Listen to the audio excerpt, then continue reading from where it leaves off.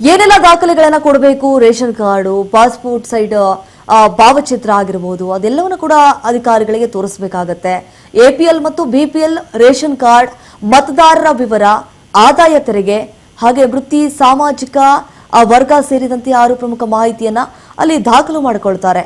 ಮಾಲೀಕರು ಬಾಡಿಗೆದಾರರಿಂದ ನೀಡಿದಂತಹ ಮಾಹಿತಿಗೆ ದೃಢೀಕರಣ, ಬಾಡಿಗೆ ಅಥವಾ ಲೀಸ್ ಅಗ್ರಿಮೆಂಟ್ ದಾಖಲಾತಿಯನ್ನ ಒದಗಿಸಬೇಕಾಗತ್ತೆ. ನೀವು ಬಾಡಿಗೆ ಇದ್ದೀರಾ ಅಥವಾ ಲೀಸ್ ಇದ್ದೀರಾ, 6 ಪ್ರಮುಖ ಮಾಹಿತಿಯನ್ನ ದಾಖಲಿಸಲಾಗತ್ತೆ.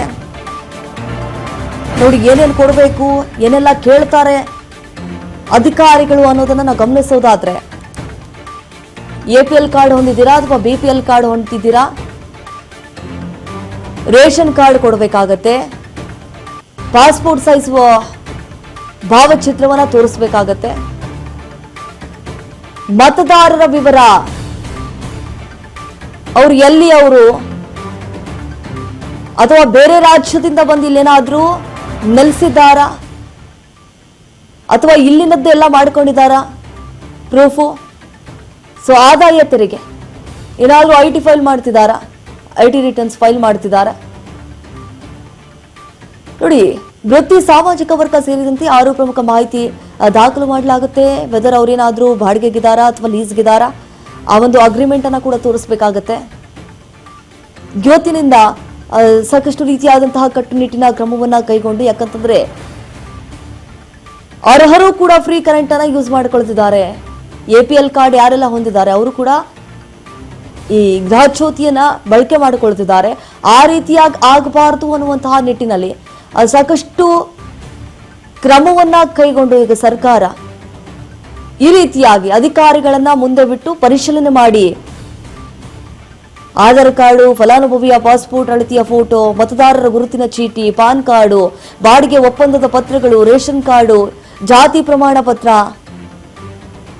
ಏನೋ ಅಧಿಕಾರಿಗಳು ಬರ್ತಾರಲ್ಲ ಸಂದರ್ಭದಲ್ಲಿ ಸಂಪೂರ್ಣವಾಗಿ ಸಹಕಾರ ಕೊಡಬೇಕು. ಅವ್ರು ಕೇಳಿದಕ್ಕೆಲ್ಲ ಪೂರಕವಾದಂತಹ ದಾಖಲೆಗಳನ್ನ ಒದಗಿಸಬೇಕಾಗತ್ತೆ. ನೋಡಿ, ಈಗಾಗಲೇ ರಾಜ್ಯದ 5 ಇಸ್ಕಾಂಗಳಲ್ಲಿ ಪರಿಶೀಲನಾ ಕಾರ್ಯ ಕೂಡ ಮುಂದುವರೆದಿದೆ. ಬೆಸ್ಕಾಮು, ಹಿಸ್ಕಾಮು, ಮೆಸ್ಕಾಮು, ಚೆಸ್ಕಾಮು ಈ ವ್ಯಾಪ್ತಿಯಲ್ಲಿ ಈಗಾಗಲೇ ಪರಿಶೀಲನೆ ಕಾರ್ಯ ಕೂಡ ಆರಂಭಗೊಂಡಿದೆ. ಬಹಳ ಎಚ್ಚರಿಕೆಯನ್ನ ವಹಿಸಿ ಒಂದೇ ಒಂದು ಮನೆಯನ್ನ ಬಿಡದು ಕೂಡ ಈಗ ತಡಕಾಡ್ತಿದ್ದಾರೆ ಅಧಿಕಾರಿ. ರಾಜ್ಯದ ಪ್ರತಿಯೊಂದು ಮನೆಗೆ ಹೋಗಿ ಕೂಡ ಪ್ರತಿ ತಿಂಗಳು ಈ ಗರಿಷ್ಠ 200 ಯೂನಿಟ್ಗಳವರೆಗೂ ಕೂಡ ಈಗ ಉಚಿತ ವಿದ್ಯುತ್ ಸಿಗ್ತಾ ಇದೆ. ಅದು ಬೇರೆ ಬಿಡಿ, ಅದನ್ನ ಕೊಡಬೇಕೋ ಬೇಡವೋ, ಅದಕ್ಕೆ ಯಾರು ಅರ್ಹರು, ಅದಕ್ಕೆ ಯಾರು ಅನರ್ಹರು ಅನ್ನೋದನ್ನ ಈಗ ಅಧಿಕಾರಿಗಳು ಫೈಂಡ್ ಔಟ್ ಮಾಡೋದಕ್ಕೆ ಮುಂದಾಗಿದ್ದಾರೆ.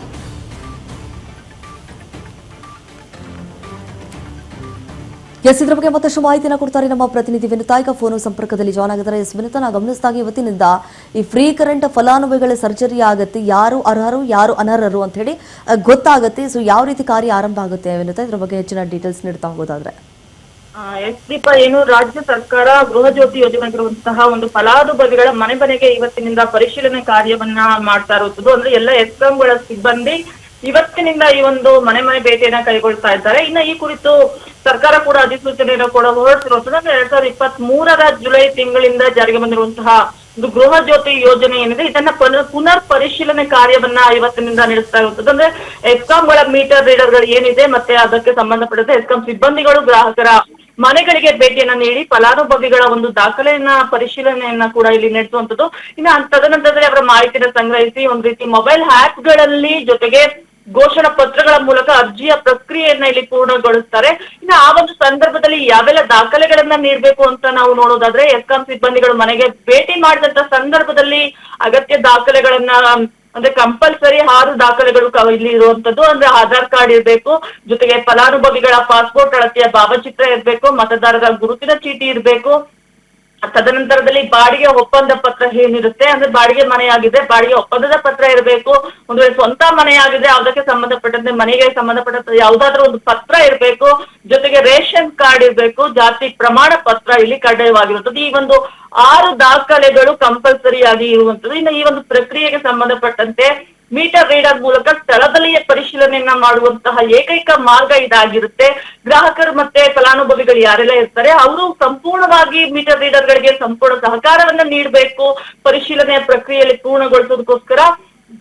ನೆರವನ್ನ ನೀಡಬೇಕು ಅನ್ನುವಂತಹ ಒಂದು ಮನವಿಯನ್ನ ಇದೀಗ ಇಂಧನ ಇಲಾಖೆ ಮಾಡಿರುವಂತದ್ದು. ಇನ್ನು ಇದಕ್ಕೆ ಸಂಬಂಧಪಟ್ಟಂತೆ 5 ಎಸ್ಕಾಂಗಳ ಒಂದು ಪರಿಶೀಲನಾ ಕಾರ್ಯ ಕೂಡ ಆರಂಭವಾಗುವಂತದ್ದು. ಮಸ್ಕಾಂ ಆಗಿರ್ಬೋದು, ಜೆಸ್ಕಾಂ, ಸೆಸ್ಕಾಂ, ಬೆಸ್ಕಾಂ, ಎಸ್ಕಾಂ ಈ 5ರಲ್ಲೂ ಕೂಡ ಪರಿಶೀಲನಾ ಕಾರ್ಯ ನೆರವೇರ್ತಾ ಹೋಗುತ್ತೆ ಇವತ್ತಿನಿಂದ. ಇನ್ನ ಗೃಹ ಬಳಕೆದಾರರಿಗೆ ಮಾತ್ರ ಇದು ಅನ್ವಯವಾಗುತ್ತಾ ಅಂತ ನಾವು ನೋಡ್ತಾ ಹೋಗೋದ್ರೆ ಖಂಡಿತವಾಗಿಯೂ ಹೌದು. ಏನು ರಾಜ್ಯದ ಪ್ರತಿಯೊಂದು ಮನೆಗೂ ಕೂಡ ಪ್ರತಿ ತಿಂಗಳ ಗರಿಷ್ಠ 200 ಯೂನಿಟ್ಗಳವರೆಗೂ ಕೂಡ ಉಚಿತ ವಿದ್ಯುತ್ ಜ್ಯೋತಿ ಏನು ನಾವು ಗೃಹ ಜ್ಯೋತಿ ನೀಡ್ತೀವಿ. ಇದರ ಒಂದು ಉದ್ದೇಶದಿಂದ ಅಂತ ಫಲಾನುಭವಿಗಳಿಗೆ ಈ ಒಂದು ಕಾರ್ಯವನ್ನ ಮಾಡುತ್ತಾ ಇರುವಂತದ್ದು. ಒಟ್ಟಾರೆಯಾಗಿ ಇವತ್ತಿನಿಂದ ಒಂದು ಏನು 5 ವಲಯಗಳಿದೆ ಅಲ್ಲೆಲ್ಲವೂ ಕೂಡ ಗೃಹ ಜ್ಯೋತಿ ಫಲಾನುಭವಿಗಳ ಮನೆ ಪರಿಶೀಲನಾ ಕಾರ್ಯಕ್ಕೆ ಬೆಸ್ಕಾಂ ಮೀಟರ್ ರೀಡರ್ಗಳು ಹೋಗ್ತಾ ಅನ್ನುವಂಥದ್ದು. ಇದೇ ರೀತಿಯಾಗಿ ಗ್ರಾಹಕರು ಕೂಡ ಸರಾಸರಿ ಬಿಲ್ ಅನ್ನ ನೀಡಲಾಗುತ್ತೆ. ಜೊತೆಗೆ ಈ ಒಂದು ಬಿಲ್ಲಿಂಗ್ ಅವಧಿಯ ಸಂದರ್ಭದಲ್ಲಿ ಕಳೆದ 3-4 ತಿಂಗಳಿಂದ ಏನೆಲ್ಲ ವಿದ್ಯುತ್ ಬಳಕೆಯನ್ನ ಆಧಾರವಾಗಿಟ್ಕೊಂಡು ಸರಾಸರಿ ಬಿಲ್ಗಳನ್ನ ಕೂಡ ಇಲ್ಲಿ ನೀಡಲಾಗುತ್ತೆ. ಇದು ಸರಾಸರಿ ಬಿಲ್ಗಳನ್ನ ಗ್ರಾಹಕರಿಗೆ SMS ಮತ್ತೆ ಇಮೇಲ್ ಮೂಲಕ ಕಳಿಸಲಾಗ್ತಾ ಇರುವಂತದ್ದು.